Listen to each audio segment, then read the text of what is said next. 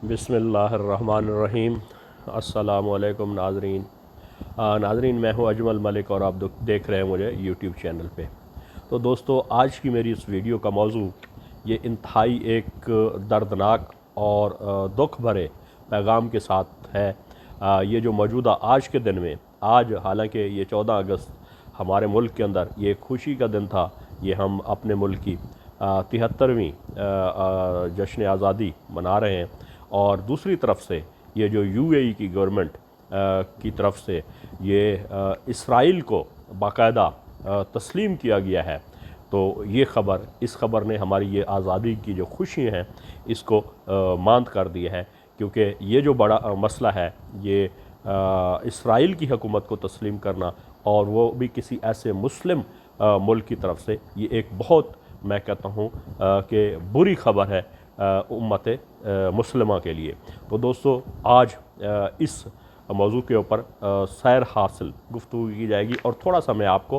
तारीख़ के आईने में भी बताऊंगा कि इसके क्या नुकसानात हैं और अरबों ने ख़ुद को किस राह पे गामजन कर दिया है। तो दोस्तों, जिन लोगों ने अभी तक ये मेरा चैनल सब्सक्राइब नहीं किया, सबसे पहले इसको सब्सक्राइब कर लें और ये आगाही आमा के लिए मेरी इस वीडियो को दोस्तों के अंदर शेयर कर दिया करें। दोस्तों, आते हैं अपने इस मौजू की तरफ। तो आज जो ही हमारा ये 14 अगस्त हमारी कौम मना रही है और ये हमारा 73वां 73 जिसको कहते हैं यौम आज़ादी है। तो इसके लिए तो मैंने वीलाग एक कल इसके ऊपर वीडियो बनाई थी और वो बहुत सारे दोस्तों ने देखी भी है। तो जो ही आज ये ख़बर यहाँ सोशल मीडिया के ऊपर और अखबारात के अंदर ये छपी और यहाँ मंजर आम पे आई, तो इंतहाई दुख के साथ और बड़ी तकलीफ़ के साथ ये कहना पड़ता है कि अब वो कहते हैं अरबों के बारे में, तो वही कहना पड़ेगा जिसको हम पूरी उम्मत मुस्लिमा अपना रहबर और रहनुमा एक लिहाज से मानते थे। क्योंकि हमारा जो असल में एक मरकज़ और महवर है वो तो अरब ही थे। चूँकि मोहम्मद अरबी सल्लल्लाहु अलैहि वसल्लम ने ये जो हमारा दीन है मुसलमानों का, वहीं से इसकी बुनियाद रखी थी और हमारे दीन का जो सूरज है वहीं से तुलू हुआ था। तो अब वहीं से ज़वाल आना शुरू हो गया है। बहुत अफसोसनाक बात है, अगरचे इसकी पेशीन गोइयाँ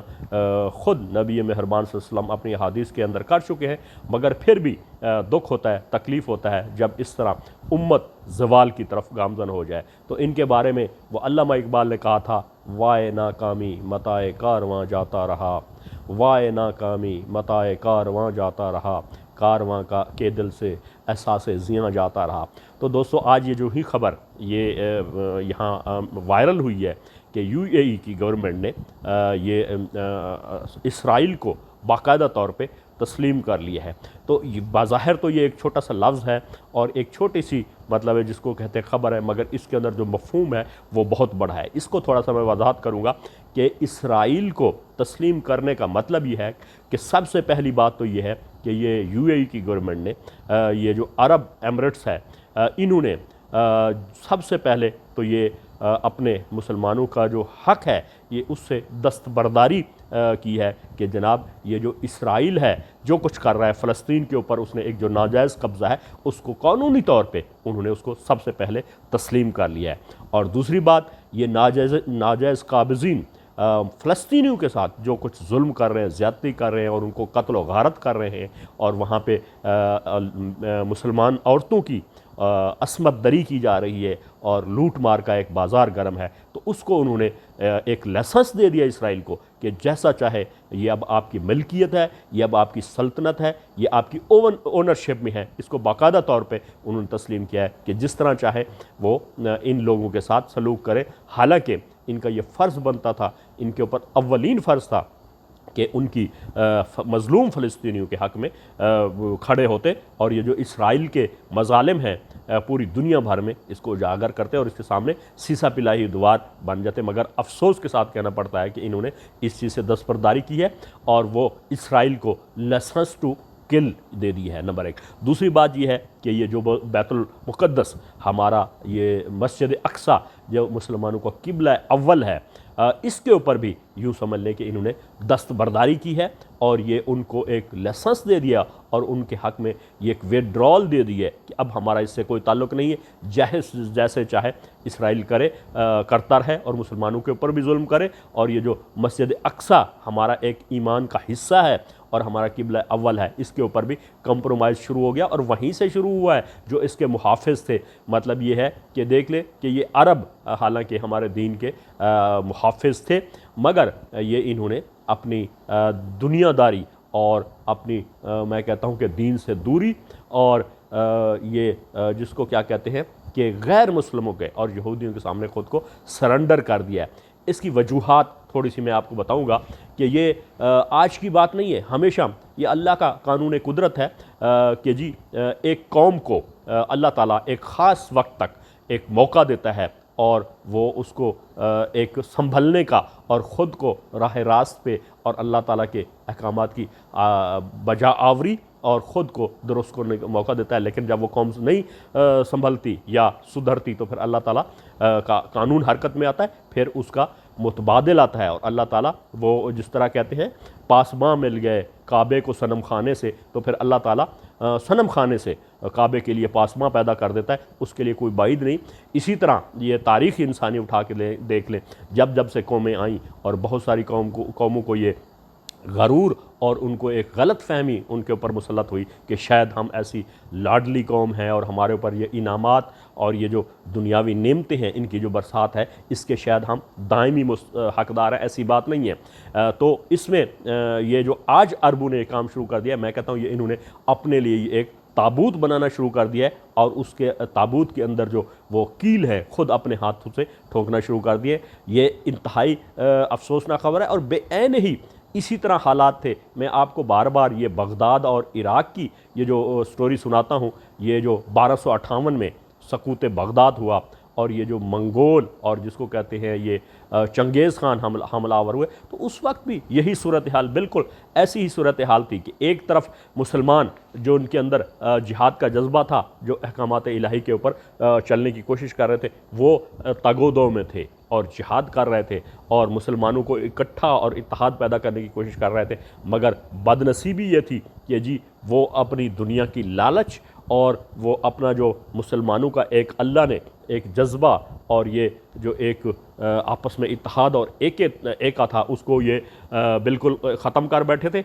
और ये था कि वो अपने मुखालफीन और अल्लाह के दीन के जो दुश्मन थे उनके साथ असल में वो साजबाज कर चुके थे। इसी तरह मैं आपको बताऊं, बगदाद के अंदर ये 13वीं सदी का वाक़या है जो अभी आप ये ड्रामा ये अल-तगरुल या अर्तुगरुल जिसको कहते हैं ये चल रहा है। ये वही स्टोरी है और वही दौर है कि एक तरफ तो ये जो तुर्क है ये दीन की बका के लिए और मुसलमानों की हिफाजत और मुसलमानों की यकजहती और ये एके के लिए लड़ रहे थे, और दूसरी तरफ हमारे जो अब्बासी खुलफा थे वो यहाँ चंगेज़ खान के यूँ समझ लें कि वो उनके ले पालक बन चुके थे, बल्कि उनके ऊपर इन्हसार कर रहे थे। हालांकि उस वक्त ये जो मैं कहता हूँ 13वीं सदी के अंदर और इससे भी 200-400 साल कबल ये जब अब्बासियों की हुकूमत वहाँ बगदाद में कायम हुई थी, तो उसमें ये जो बगदाद था, ये जो इराक़ था, उस वक्त पूरी दुनिया का एक मरकज़ था, तरक्की के लिहाज से भी और दीनी लिहाज से भी और हर एतबार से। मगर और 3 लाख फ़ौज थी, कुल आबादी 20 लाख थी और 3 लाख फ़ौज थी और दुनिया इनसे डरती थी। लेकिन इनके अंदर ऐसे अनासर पैदा हो गए, इनके अंदर ऐसे मुशीर पैदा किए और दुश्मन की चालू से वो उन पैदा किए कि इनके अपने जो मुशीर थे उनके अंदर और उनको क्या कहते हैं हीरे और जवाहरात और लालच देकर वो अपने जो खलीफा थे, जिसको खलीफा वो कहते हैं जी नसरुद्दीन, इनका 5वां खलीफा था अब्बासियों का गालबन, उसके अंदर जो उनके मुशीर थे वो चंगेज़ खान थे और वो चंगेज़ खान दूसरी तरफ ये ईरान और शाम और वस्त एशियाई ममालिक के अंदर मुसलमानों को तहस नहस कर रहा था। समरकंद, बुखारा और ये जो इलाके थे ये मुसलमानों का एक मजबूत किला था। तो उस वक्त वो एक मुसलमान को तकसीम करके वहाँ पे सिर्फ एक ही शख्सियत थी जिसको कहते हैं शाह ख़वारज़म, अलाउद्दीन ख़वारज़म, वो कोशिश कर रहा था और मुसलमानों को इकट्ठा करने की। मगर ये हमारे जो खलीफे थे वो दौलत की लालच में हीरे जवाहरात में बिक चुके थे और 3 लाख की फ़ौज को उन्होंने चंद हज़ार में कर दिया था। इस सिर्फ इस बुनियाद पे जनाब अली कि अब हम तो हमारे मुआहदे हो चुके हैं और हमारे तो ये जो मंगोल हैं या जिसको ये कहते हैं चंगेज़ खान,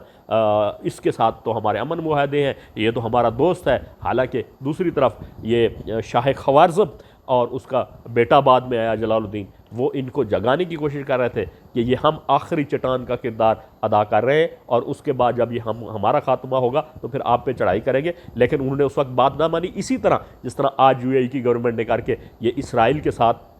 मुआहदा किया है, बाज़ाहिर ये एक अमन मुआहदा है और वो दस्तबरदारी उसमें लिख दी है कि जनाब फ़लस्तीन और ये मस्जिद अक्सा और दीगर मामलात पे। और एक वक्त आएगा, मैं कहता हूँ ये वक्त शुरू हो गया है कि अभी ये अरबों के ज़वाल का वक्त है। अल्लाह न करे, मैं कहता हूँ अल्लाह ताला फिर इनके अंदर चिंगारी पैदा करे और ये यकजा हो जाए और अपनी ये जो गलतियाँ हैं और ये गुनाह हैं इनकी तलाफ़ी करे,